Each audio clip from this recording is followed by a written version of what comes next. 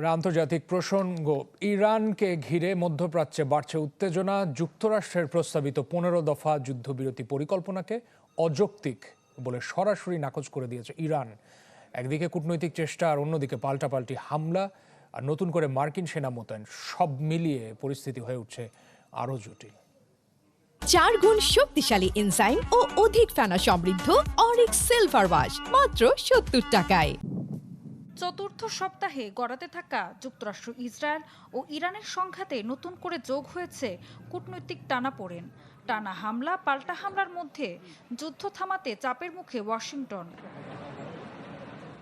মঙ্গলবার আন্তর্জাতিক বিভিন্ন গণমাধ্যমে প্রকাশিত খবরে বলা হয়, যুদ্ধবিরতির লক্ষ্যে ইরানের কাছে 15 দফার একটি প্রস্তাব পাঠিয়েছে যুক্তরাষ্ট্র।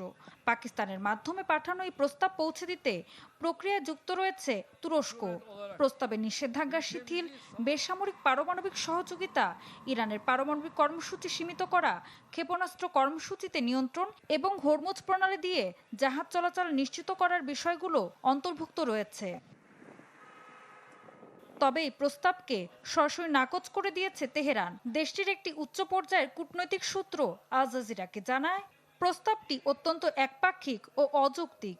একই সাথে উপসাগরীয় অঞ্চলে মার্কিন সেনা মোতায়েন সহ সব ধরনের তৎপরতা নিবিড়ভাবে পর্যবেক্ষণ করা হচ্ছে বলে জানান ইরানের পার্লামেন্ট স্পিকার। অন্যদিকে যুদ্ধের উত্তাপ কমার কোনো লক্ষণ নেই। ইসরায়েলি ইরানি ক্ষেপণাস্ত্র হামলায় সাইরেন বেজে উঠছে, আশ্রয় কেন্দ্রে ছুটছে সাধারণ মানুষ। একই সময়ে লেবাননের দক্ষিণাঞ্চলে অগ্রসর হচ্ছে বৈরুতে বোমা হামলা চালিয়ে ইসরায়েলি বাহিনী। উপসাগরীয় দেশগুলোও এই সংঘাতের বাইরে নয়। কুয়েত আন্তর্জাতিক বিমানবন্দরে ড্রোন হামলায় জ্বালানি ট্যাঙ্কে আগুন ধরে গেলে সাময়িকভাবে বন্ধ হয়ে যায় বিমান চলাচল।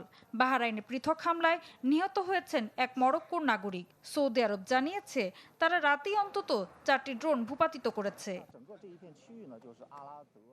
ঋতু সাহা, চ্যানেল 24।